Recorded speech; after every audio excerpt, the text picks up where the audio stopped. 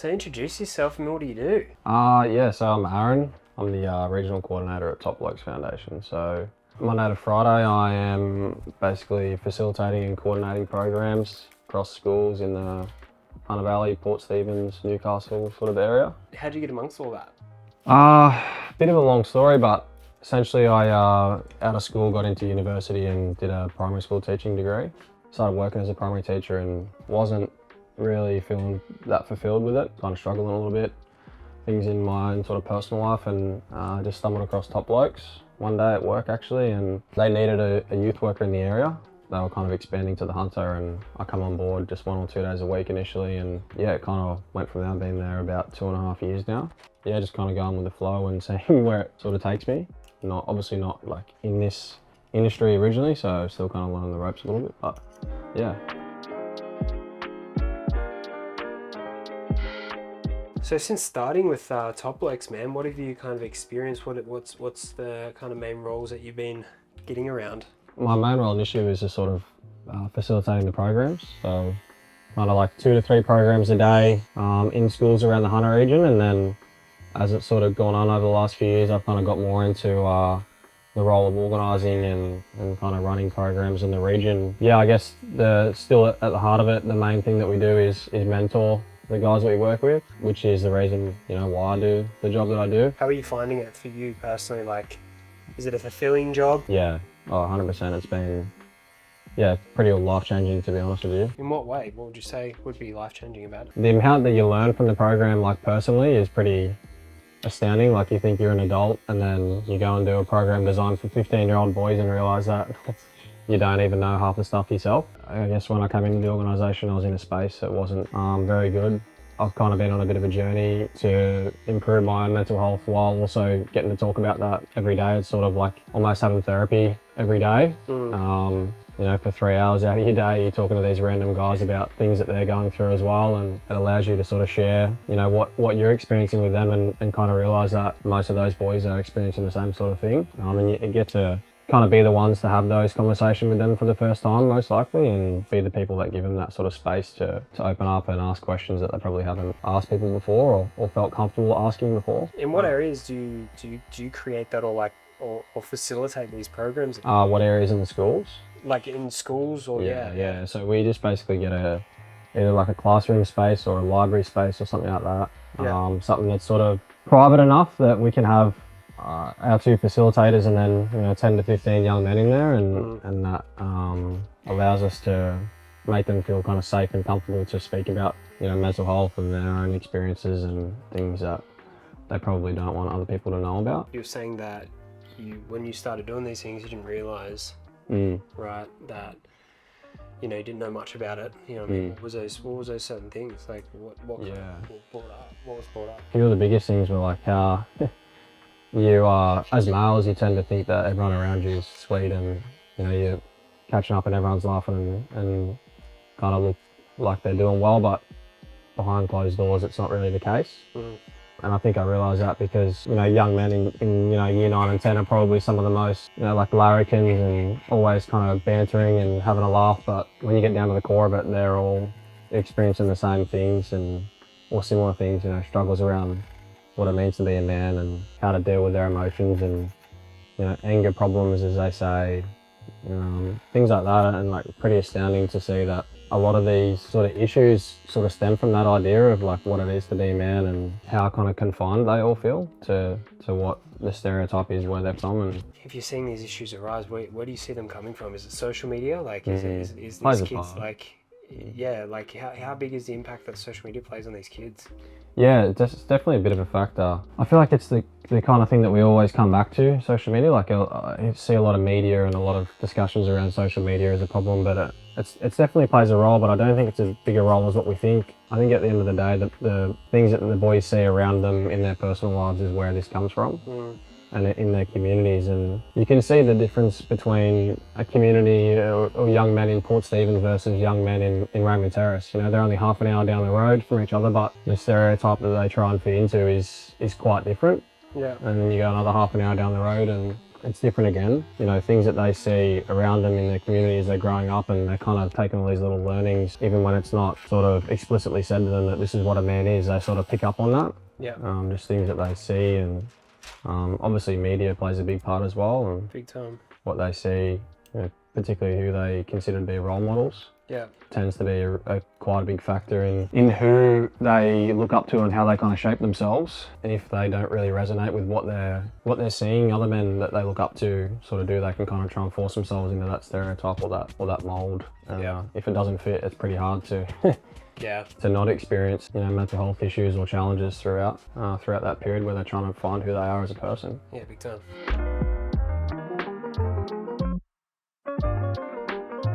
So if you can, man, like, do you have any experiences that kind of stand out, like maybe kids have gone through or whatever? Like, you don't have to name anyone in particular, but like, you know, an example of, you know, what kids kind of go through that stands out. Yeah. Oh, man, it's like there's so many, but there's a young guy that sticks out who he's probably a bit of a stereotypical young man, where he's a really good young footy player and I guess a bit of an alpha in his little community. And he came into our session first week and we sort of weren't sure how he'd go. He was pretty sort of like almost macho kind of setup. Then in the second week, one of the other guys shared about, you know, troubles with alcohol and drug use and things in his family, and you could kind of see this guy realise that it was a bit of a safe space. And we had our mental health session a few weeks after that, and he sort of just opened up about his own story, where he had his father, who had been in prison for most of his life, was probably not going to live for too much longer. He had an injury that he sustained that was pretty life-threatening and had a bit of a timeline that, you know, maybe a few years at most. So he was kind of in this stage of his life where he was 16 years old and knew that his dad wasn't going to be around for too much longer, and he was trying to find who he was as a person, and his dad was trying to find himself post sort of prison system, and they were kind of trying to build a relationship, but also trying to figure out who they were as well, and trying to deal with this timeline that they were working with. So he really just like opened up straight away, and we had, you know, check-ins each week with him and how he was going, and like basically the biggest driver of that program. You know, he would round up the boys every week, make sure they were there on time. Post-program, when we finished up, we were still working in the school with another group of young men, and he was coming in and making a point of saying hello to us every single week. He knew where we were going to be. He'd come up and shake our hands, ask us how we were going, and would have a catch up. And he really blew me away, because I know that when I was 16 years old, I would not have done that. And I wouldn't have, you know, operated at that sort of level, especially if I knew that someone so close to me was dealing with that and probably not going to be around for too much longer. Yeah. And it was just a real testament to the sort of a relationship and rapport that you can build when you give the young guys an opportunity and a space to open up and speak about what's going on for them. They just relish it so much. It's not something that we get often as young guys, particularly, I don't know, the pressures and things that are placed on them and expectations, sort of like almost metaphorically, but they feel them so heavily. And he just took it and ran. It was pretty amazing to see the change in him just from catching up with us. It obviously had no impact on the circumstances that him and his father were dealing with, but the relationship that they were able to kind of work towards and how he was able to look after himself throughout that process was just, it's crazy to see someone so young be able to do that. Yeah. There's a lot of young men that you see that with. Once you give them the space, they're very capable of looking after themselves. Do you feel like that's a big thing, especially the younger guys, and it's just a place to voice their feelings and voice their thoughts and stuff like that? Yeah, I think just a judgment-free space where they know they're not going to... The banter as young men is good, but it kind of works against us in a way where everyone is so cautious of what they say, because it can be misconstrued and used as a joke against you. Yeah. So once we kind of take that away, and, you know, still a bit of light banter and mucking around, but when someone opens up and someone speaks, then everyone listens. And that really is the difference, I think, giving them that platform to speak about what's going on and not try and fix what's going on, or not try and, you know, even help them in a way, but just give them a bit of a space where they can vent and explain what's going on, and I guess they kind of put the pieces together themselves while they're talking about it. Yeah. Because they don't really get that space otherwise. All right, man. Tell me a bit about the program that runs in secondary school. Like, pretty much like entails like from start to finish type thing. What kind of programs you run? Like, why are they called those things? And high school program's called our Junior Top Blokes program. Yeah, we were with the boys for about 16 to 18 weeks, pretty much across half a school year.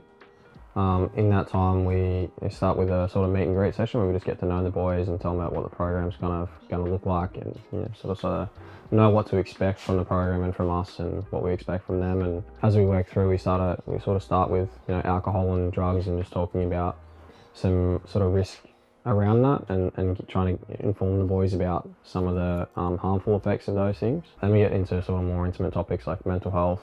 We're talking around the statistics of mental health in Australia, suicide rates in young men in particular, and talking about how to have conversations with people, and how to look for signs of someone who is potentially struggling with poor mental health, or how to have conversations even in a positive sort of way. And that sort of rolls us into resilience, which is obviously more of a proactive sort of approach, where we're talking about sort of further upstream where maybe we're not in a place of struggle just yet, but we're trying to become more resilient, or how we can build resilience, and even just what that is. And sort of towards the end of the program, we have our more intimate workshops where we've kind of, we've known these guys for 3-4 months at this point, and we're able to talk to them about things like, pornography. We have a workshop called Realities of Pornography, where we just basically inform the boys about the realities that pornography doesn't really show us, because we know that a lot of young people get their sex education from pornography, and there's just such a huge amount of access to it these days that the boys really are spending a lot of time on there, and it is quite a big issue. So especially even with even at a softer level, like through social media, through TikTok, through Instagram, it's even more accessible. It's kind of a bit of a gateway, right? Or I mean, like they have a quick Google or something like that, but it's that's a tricky one, hey? Yeah, it's one of the favourite workshops, to be honest, to run. Like, it can feel like a bit of a weird one, but when you get in there and chat to them, and they realise that it's not an interrogation about their porn use, but more about giving them information around how to use it safely and what it doesn't show, and other places we can get education around that sort of thing. A bit more. In terms of like schools and stuff like that, do you feel like that's such a bit of a letdown in terms of sexual education, especially for young humans, not just guys, but also women as well too? Like, do you feel like it's a bit of a letdown, and they're like... Yeah, like, I mean, like, you kind of dip your fingers in, I suppose. Like, the boys kind of give us a bit of an idea of what they can speak about, and they kind of have a little bit of an idea, but it's not, it's just the reality of being a teacher-student relationship is there's certain things you just can't talk about. True. And being in a school setting, there's certain things they just can't talk about. So we really have the advantage of, we can be super open with the guys, and they feel comfortable to speak to us about those things. So where that kind of downfall is potentially in the schooling system, we can kind of fill that gap. But that's an interesting perspective there as well, even for myself to understand that, is you don't really think about like the student-teacher kind of like relationship, and like, talking about stuff like that to keep, I guess, they're trying to keep the kids safe in a certain way, but at the same time, it's like also education, right? Like, and it's proper education. I remember, like, back in PE when, like, I think we had, I reckon 3 lessons on it. 3 lessons, and it was like, and it's like, what? And you learn it from other people, and like, back when I was a bit younger, it wasn't as accessible as it used to be. It is now, right? But it's very much around the physical side, more so than the mental effects that pornography use can have. And the thing around sort of lacking connection, and the ideas that boys get from watching that, and none of the education in schools, I don't think, is really around how to approach someone that you're attracted to.